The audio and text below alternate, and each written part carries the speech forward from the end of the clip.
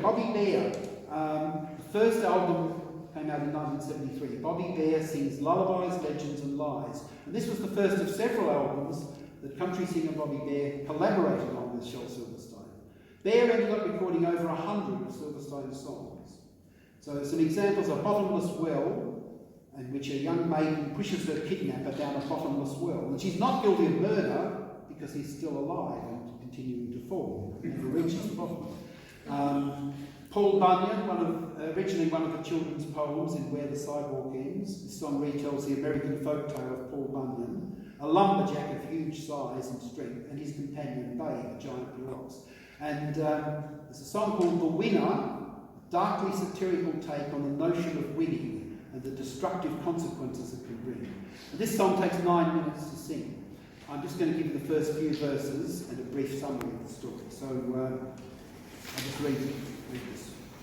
The hulk of a man with a beer in his hand looked like a drunk old fool, and I knew that if I hit him right, I could knock him off that stool. But everybody said, watch out, that's Tiger Man McCool. He's had a whole lot of fights, and he always comes out the winner. Yeah, he's a winner. But I'd had myself about 5 too many, and I walked up tall and proud. I faced his back, and I faced the fact that he never stooped or bowed. I said, Tiger Man, you're a pussycat. And a hush fell on the crowd. I said, let's you and me go outside and see who's the winner. Well, he gripped the bar with one big hairy hand, he braced against the wall, he slowly looked up from his beer. My God, that man was tall. He said, boy, I see you're a scrapper, so just before you fall, I'm going to tell you just a little what it means to be a winner. He said, you see these bright white smiling teeth? You know they ain't my own. Mine rolled away like chiclets down a street in San Antonio. But I left that person cursing, nursing 7 broken bones. And he only broke 3 of mine.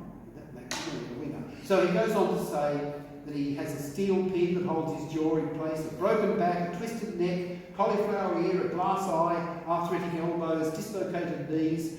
His spine is missing 3 vertebrae. He has problems with his hip, his ankles and his knuckles, and his head is just a bunch of clumps and lumps and bumps and scars, and the list goes on. But he's the winner because his opponent always came out even worse than he did. So, typical example of the sort of hyperbole that he loves to use.